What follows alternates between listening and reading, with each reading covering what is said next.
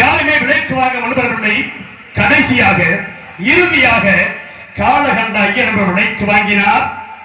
அன்பு மனைவியும் மகனையும் என் கண்ணெதிரை அடித்து இழுத்து சென்ற அந்த கொடிய செயலை என் நெஞ்சம் பொறுக்கவில்லை. இறைவா, 56 தேசத்தையும் ஆழ்வான் என்று கனவு கோட்டை கட்டியிருந்த மகன் என்று வேதியருக்கு அடிமையாகிவிட்டான். மனைவியை பிரிந்தேன், மகனை பறிகொடுத்து அந்த பொருளை பெற்று நான் தரகத்தில் கொடுத்த மணிமண்டலம் சேர்த்து விடுங்கள் என்று தரகர் ஹரிச்சந்திரா, உன்னோடு 48 நாள் கஷ்டப்பட்டு வந்திருக்கிறேனே, எனக்கு என்ன தரப் போகிறாய்? 16,000 முன் கொடுத்தாலுடைய இல்லை என்ற அந்த பொருளை மணிமலைக்கு கொடுக்க மாட்டேன், நான் வைத்துக் கொள்வேன் என்றார். சுவாமி, இனிமேல் என்னிடம் என்ன இருக்கிறது? நான் எதை விட்டு கொடுப்பேன் என்று. ஏனில்லை, நீ இருக்கிறாய் அல்லவா, உன்னை விட்டு கொடுக்கலாமா அல்லவா என்றார். ஆம் சுவாமி, என்னை நான் மறந்து விட்டேன் என்று சொல்லி அன்பு மந்திரி சத்தியத்தை அழைத்து என்னையும் இந்த காசிமா நகரத்து விதிகளிலே யாரிடமாவது விலை கூறி விட்டுவிடுங்கள் என்று மனம் சூழ்ந்து விலை கூற முடியாத மந்திரியார் மூர்ச்சியாகி கீழே சாய்ந்து விட்டார். இந்த பாவியாகினான் என்னை நானே விலை கூறி சென்று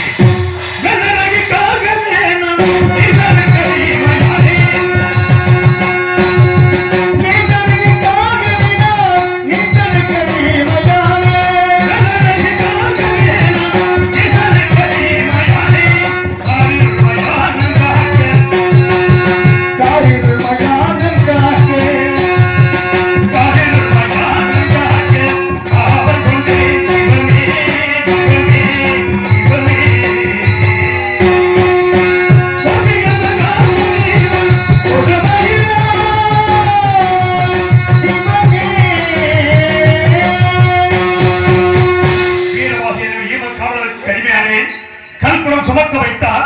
தவறி கீழே விழுந்தது. எட்டி உதைத்தார். இறந்த கன்றை அரைக்க செய்தார். அரைக்கும் பொழுது கத்தி அவன் கையிலே அறுபட்டு ரத்தம் கொட்டுவதை பார்த்தார். ஹரிச்சந்திரா, உனக்கு இந்த வீட்டு வழியெல்லாம் சரிப்படாது. நான் காக்கின்ற மயானம் ஒன்றைக்கு இறங்குவோம். வருகின்ற தினம் ஒன்றிற்கு காற்பணம் 1 முழ துண்டு, வாய்க்கரிசி 3 பால். காற்பணம் முழத்துடைய எனக்கு அனுப்பி வை, வாய்க்கரிசி மட்டும் உனது புசிப்பிற்கு வைத்து அரண்மனையிலே அரசுவை உணவு உண்டனான் என்று பிணத்தின் மேல் போடப்படுகின்ற வாய்க்கரிசி உண்டு வாழும் அளவுக்கு என்னை கொண்டு வந்து நிறுத்திவிட்டார். என்ன செய்தி? எஜமானிட்ட கட்டளைப்படி மயானத்தை காக்க புறப்படுகிறேன். தேவா, மயானத்தை காக்க புறப்படுகிறேன். போகிறேன் மயான காவல்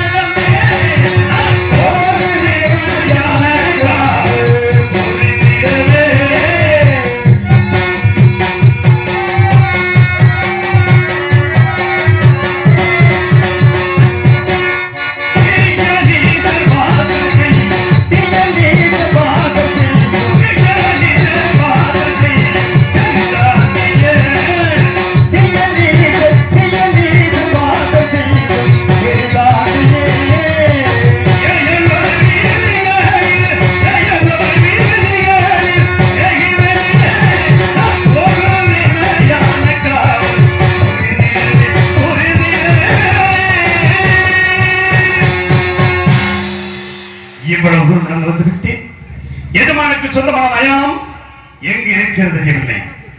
ஆஹா, அதோ ஒரு வெளிச்சம் தெரிகிறது. அதுதான் எம்பெருமானுக்கு சொந்தமான மயானமாக இருக்கலாம் என்று நினைக்கின்றேன். அதன் ஒரு இடத்தில்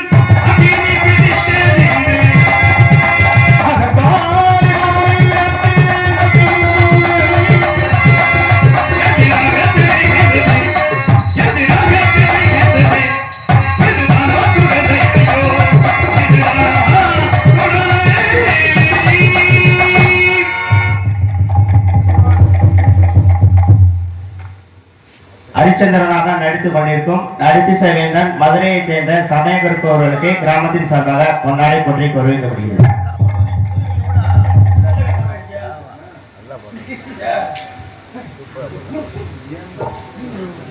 எனக்கு பொன்னாடை அறிவித்து புகழாரம் சுற்றிய கிராமத்தார்களுக்கும் இங்கே நாடகத்தை காண வந்திருக்கூடிய சுற்றுவட்டார பெருங்குடி மக்கள் அத்துணை பேருக்கும் நெஞ்சார்ந்த நன்றி கலந்த வணக்கம். ஏனென்றால் இந்த பகுதி எடுத்துக்கிட்டோம்னா முதலாக நான் வந்தது நல்லந்தரை கிராமம், இரண்டாவதாக வந்தது புளியங்குளம்.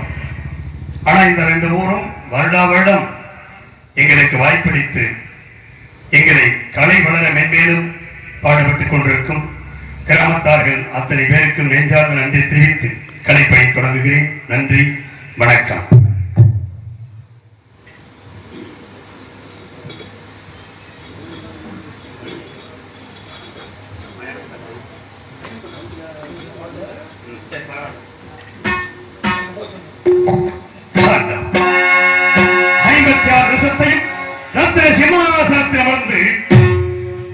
ஆட்சி செய்த என்னை இந்த பலனற்ற பாடை கம்புகள் அமர்த்தி இந்த மயானத்தை காக்கும் அளவுக்கு என்னை கொண்டு வந்து நிறுத்தி வைத்தாய் இறைவா.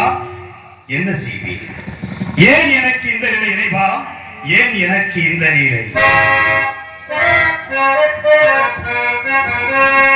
ஏன் எனக்கு இந்த நிலை?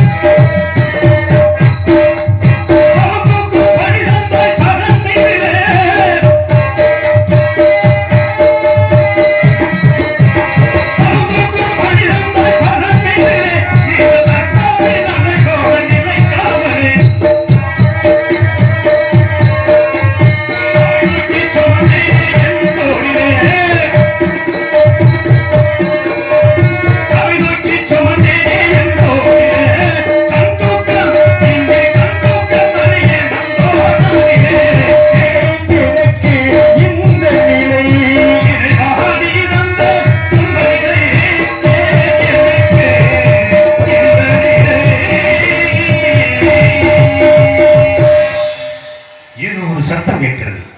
என்ன சத்தமாக இருக்கிறார்? யாராக இருக்கிறார்?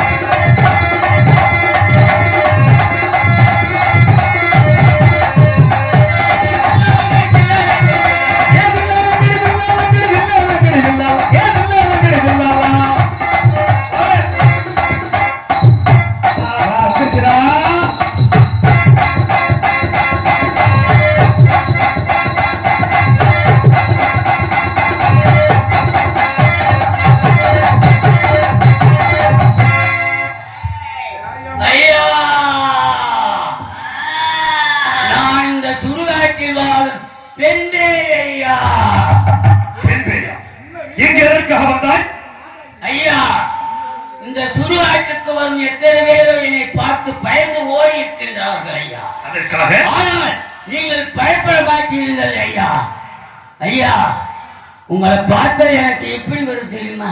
எப்படி வருது? உங்களை கட்டிப்பிடிச்சு ஒரு முத்தம் கொடுக்கலாம் போல் தெரியுமா? என்னை பார்த்தா உனக்கு ஆமா முயற்சி செய்வார். உன் மேல ஆசைப்படுறேன் ஐயா, உங்க மேல ஆசைப்படுறேன். ரெண்டு கிழட்டு முந்தா உனக்கு ஆசை இருக்கு. நேத்து ராத்திரி அம்மா மகா நேத்து ராத்திரி அம்மா தூக்கம் போச்சடி சும்மா. நேத்து ராத்திரி அம்மா தூக்கம் போச்சடி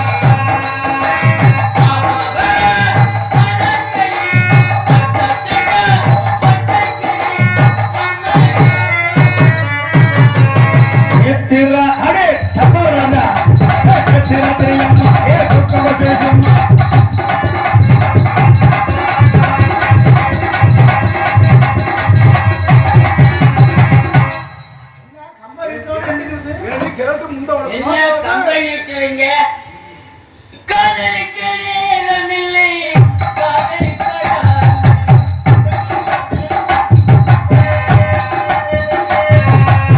காதலிக்க நேரமில்லை காதலிக்கடா.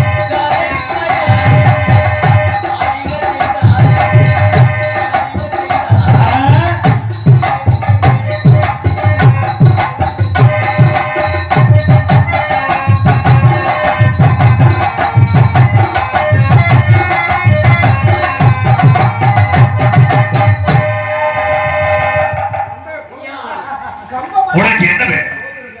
உனக்கு என்ன வேண்டும்? ஐயா, இந்த சுடுகாட்டுக்கு வரும் எத்தனை பேர் அவர்கள் என்னை பார்த்து பயந்து ஓடி இருக்கின்றார்கள் ஐயா. சரி. ஆனால் நீங்க பயப்பட மாட்டேன்றீங்க. உங்களை கட்டிப்பிடிச்ச ஒரு புத்தகம் கொடுக்கிறேன்.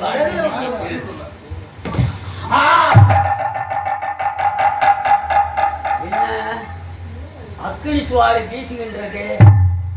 முயற்சித்து பார்க்கின்றேன் கண்ணா, இன்னொரு தடவை முயற்சித்து பார்க்கின்றேன். அவன் ஆட்சி போடுவாப்பா.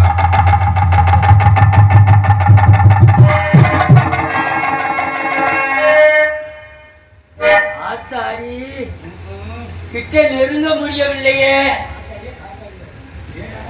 அக்கினி சுவாலை வீசுகின்றது. ஐயா, தாங்கள் யார் ஐயா? தாங்கள் வரலாறு தான் என்ன ஐயா? கூறுங்கள் ஐயா, கூறுங்கள் ஐயா. என் வரலாற்றை கேட்க வேண்டும். நீ என் வரலாற்றை கேட்டு என்ன செய்ய போகிறாய்? ஆண்டவா, என் வரலாற்றை கேட்கிறான். நான் ஒன்று சொல்கிறேன், கேட்பாயா? கேட்கிறேன் ஐயா. இங்கே வருகிறவர்கள் பிணங்களை சுமந்து வருவார்கள். இத்தகைய தோற்றத்தோடு நீ இந்த இடத்தில் இருந்தால் உன்னை கண்டு பிணங்களை போட்டு அஞ்சி நடுங்கி ஓடி விடுவார்கள். அதனால் என் எஜமானுக்கு நான் பதில் சொல்ல வேண்டும். ஆகையா இதோ வருகிறவாறு மரங்கள் இந்த மரத்தின் கிளைகளில் அமர்ந்து மறைந்திருந்து கேள். என் சரித்திரத்தை கூறுகிறேன். அப்படியே ஐயா. சென்று வா. தேய மைனா, தேய மைனா, தேய மைனா.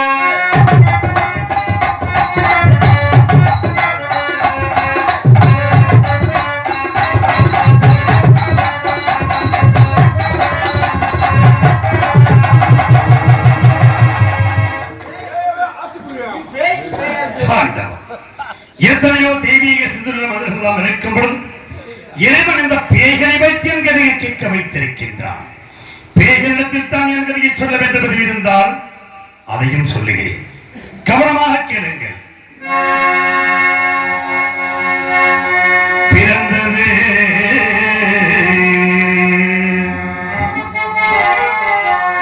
இந்த மண்ணே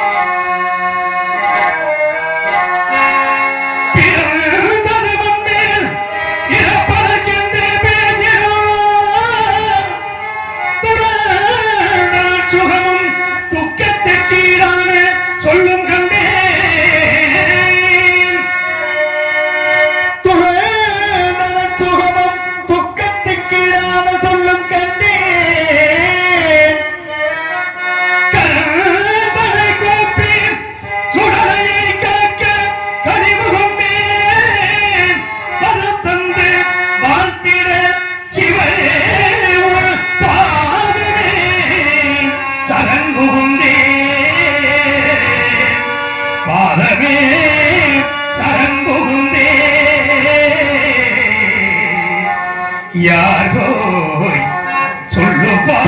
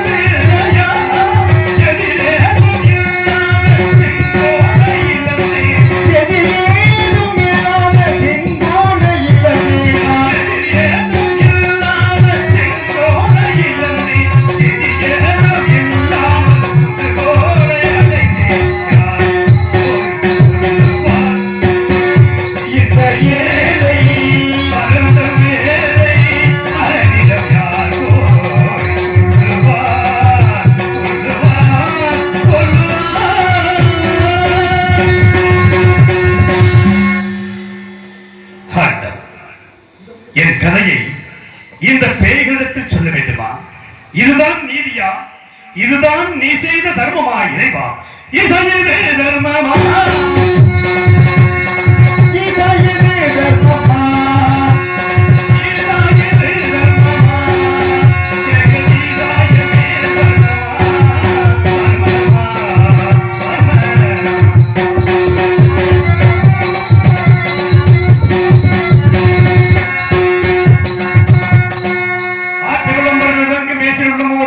தல்லரபுகள் அதை சந்திர பெயர் வல்லல் வல்லுரையாயர் மந்தர் மந்தரே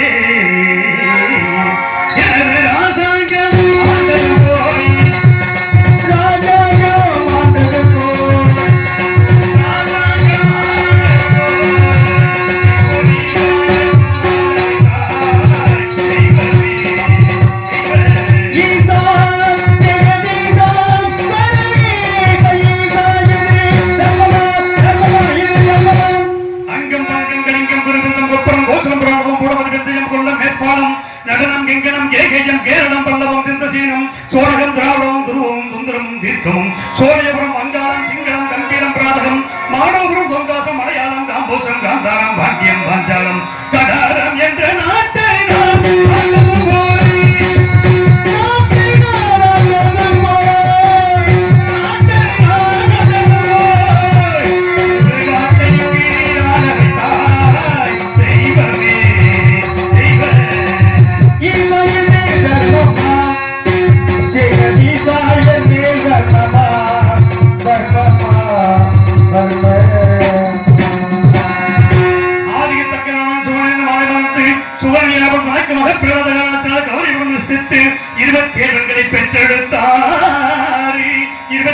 பெற்றெடுத்து அசிவினி பரணி கிருத்திகை ரோகிணி மிருகசம் திருவாதிரை பூசம் பூசம் ஆயிரம் மகம் புறமுத்திரம் அஸ்தம் சித்திரை சுவாதி அனுசம் கேட்டை மூலம் பூரணம் உத்திராடம் திருமணம் அபிட்டம் சதயம் புறத்தாதி உத்திரத்தாதி ரேவதி என்று 27 பெண்களுக்கு நாம் அமைத்து யாழ்வோர் ஏனியும் பொருளாதாரமாக வளர்த்து பெண்கள் தக்க வரும் வந்தவுடனே 16 கலையுடைய சந்திரனை அழைத்து 27 மதுரையும் மனம் செய்து கொடுத்து ஏகபோகமாக இல்லறம் நடத்த கிடந்தது என்று சந்திர மண்டலம் அனுப்பி வைத்தார்.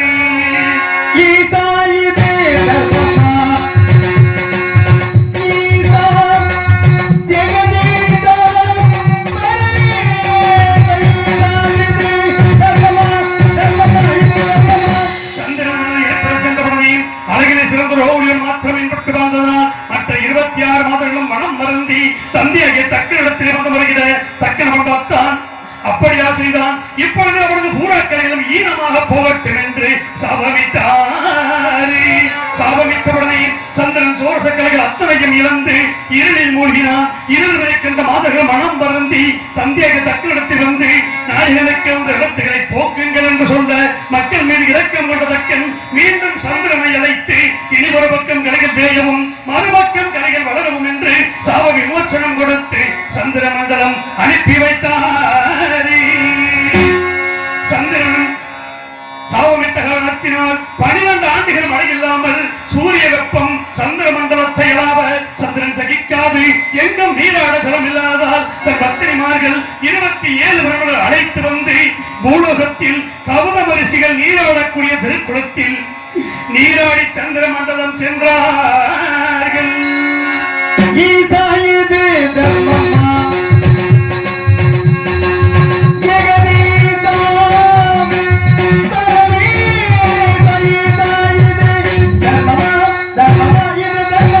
மறுநாள் காலையிலே கவுதமரிசிகளுக்கு வந்து பார்க்கும் பொழுது அங்கே கனிந்த புஷ்பங்களும் உதிர்ந்த ரோமங்களும் நீரனைத்தும் மஞ்சள் நிறமாக இருப்பதை பார்த்து கோபமுற்று இந்த திருக்குளத்தில் யாரோ நீராடி சென்றிருக்கிறார்கள். இனி என்ன இன்று இந்த திருக்குளத்தில் ஆண்கள் நீராடினால் பெண்களாகவும் பெண்கள் நீராடினால் ஆண்களாகவும் போகிறது என்று சாபமிட்டார்.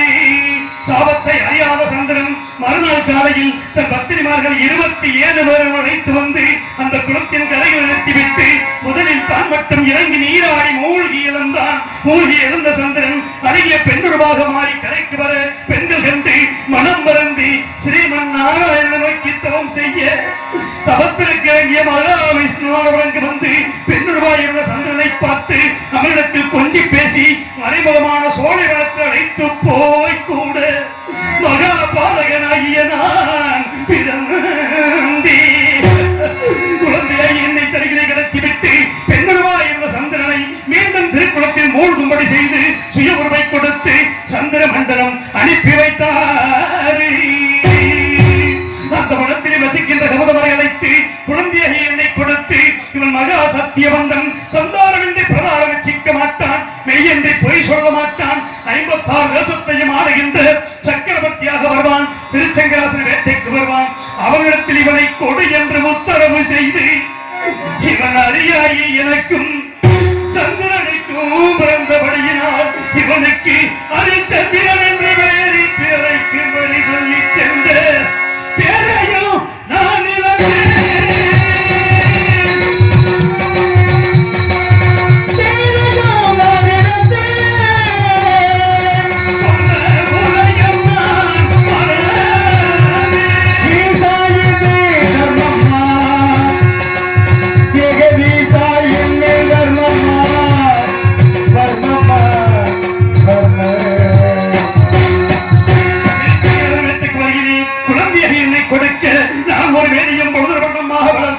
எனக்கு தக்க வரும் வந்தவுடனே 56 வருஷத்தையும் அகடாபிஷேகம் செய்து வைத்து என்னை வளர்த்த எனது வளர்ப்பு தம்பியாகிய திருச்செங்கவும் சொர்க்க பதவி அடைந்தார். நான் நீதியோடு நாட்டை ஆண்டு வருவதற்கு கரத்திலே செங்கல்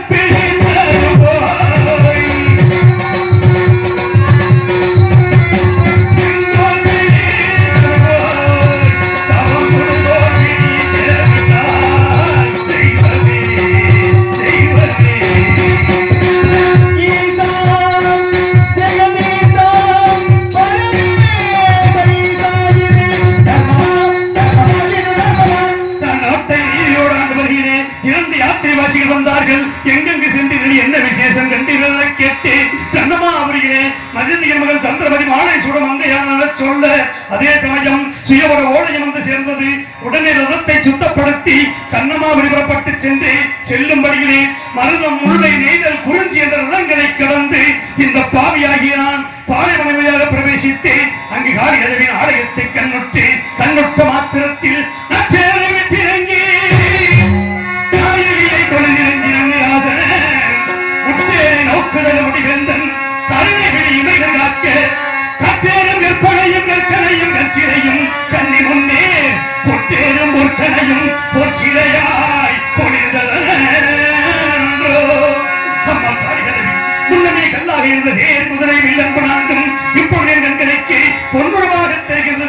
என்ன காரணம் என்று கேட்டேன். உடனே காளிகதேவியும் பிரசன்னமாகி அடே ஹரிச்சந்திரா, 2000 ஆண்டுகளுக்கு முன்னதாக உனது மூதாதில் ஒருவனான மரணானவன் இந்த தேர் குதிரை வில்லன்பு நான்கையும் இங்கே கொண்டு வந்து நிறுத்தி இதை கல்லாக சவித்து இது யாருடைய கண்களுக்கு பொன்னுருவாக தெரிகிறதோ அவனுக்கு கொடை என்று சொல்லி சென்றான். இது உன்னுடைய கண்களுக்கு பொன்னுருவாக தெரிந்தபடியினால் நீயே எடுத்துச் செல் என்று சொல்ல நான் ஆனந்த சந்தோஷத்தோடு அந்த காளை கொடுத்த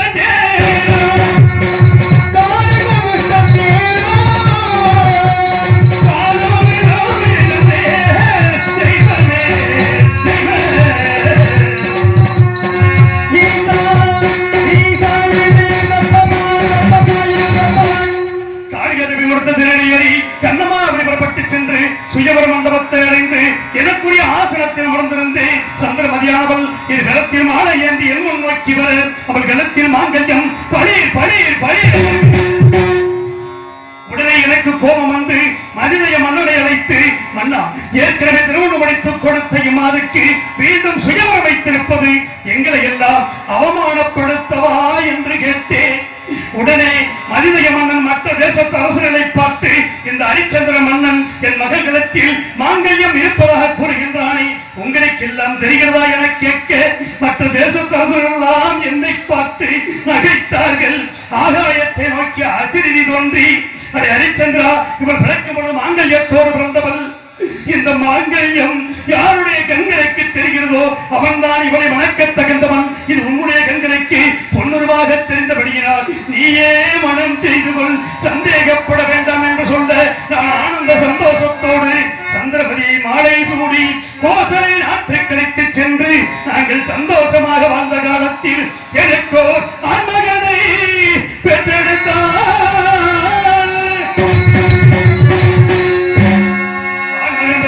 மகிழ்ச்சியில் 7 நாட்கள் களஞ்சியத்தை திறந்து வைத்து அள்ளி செல்லுங்கள் செல்லுங்கள் என்று சொல்லி வேதம் வேதபராயணங்கள் போதி நான் பட்ட மகனுக்கு ரோகிதாசன் தேவதாசன் என்று பெயரிட்டு அழைத்த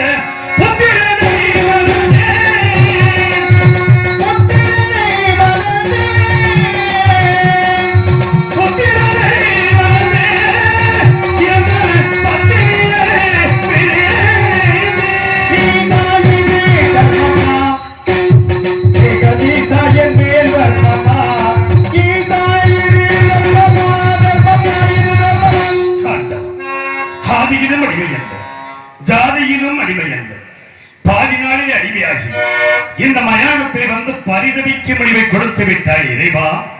அடிமையிலும் அடிமை அல்ல, சாலையிலும் அடிமை அல்ல, அடியிலும் அடிமை அல்ல, சாலையிலும் அடிமை அல்ல, பாதியிலும் அடிமையாகி நான் என்ன செய்வேன், பாதியிலும் அடிமையாகி அடியிலும் அடிமை அல்ல, சாலையிலும் அடிமை அல்ல, நீதியிலும்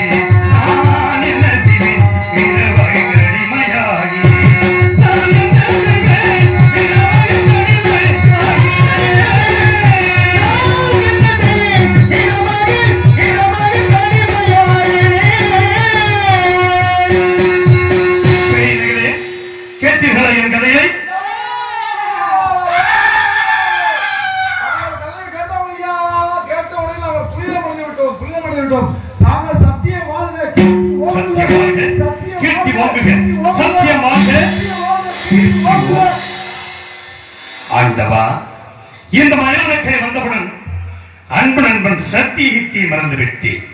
அதை என் நினைவுக்கு கொண்டு வந்து விட்டாய். நான் எப்படி காணப்போகிறேன் நினைவா? எப்பொழுது பார்க்க போகிறேன்?